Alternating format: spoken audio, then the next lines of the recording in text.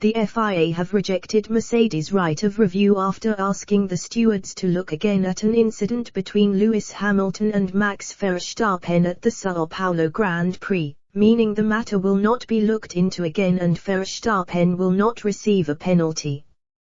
The FIA document read, "The stewards deny the competitor's petition for a review under Art. 14 of the ISC."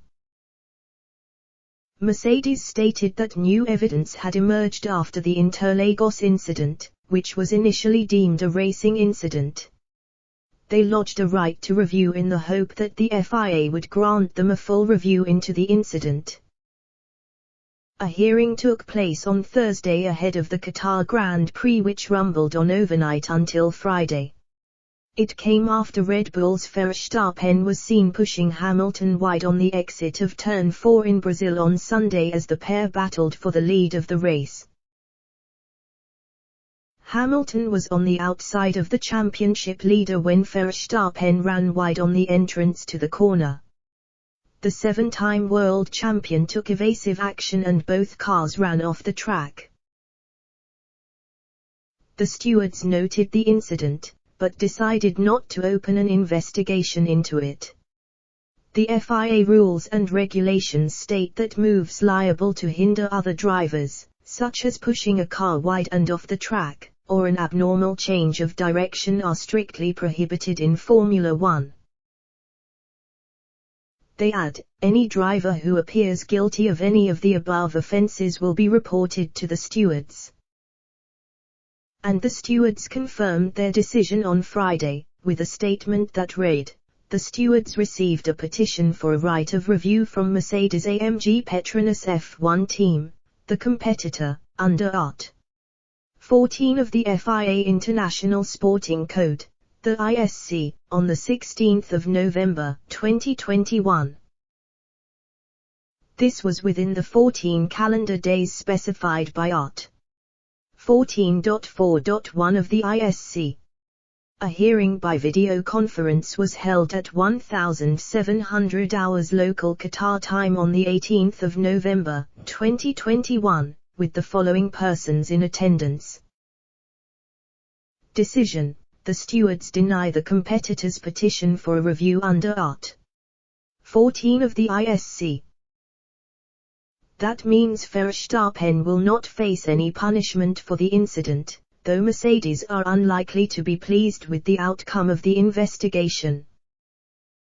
Speaking after the event, Martin Brundle, the former F1 driver, felt the FIA would have been mad to give Verstappen a penalty retrospectively, admitting they would probably find it embarrassing to admit their own mistake not to have punished the Dutchman on Sunday. The initial hearing is about whether they will go forward to a full review. The FIA have tended to bat these away. They don't want to retrospectively change things. They don't want the embarrassment of getting it wrong, for example, Brundle told Sky Sports.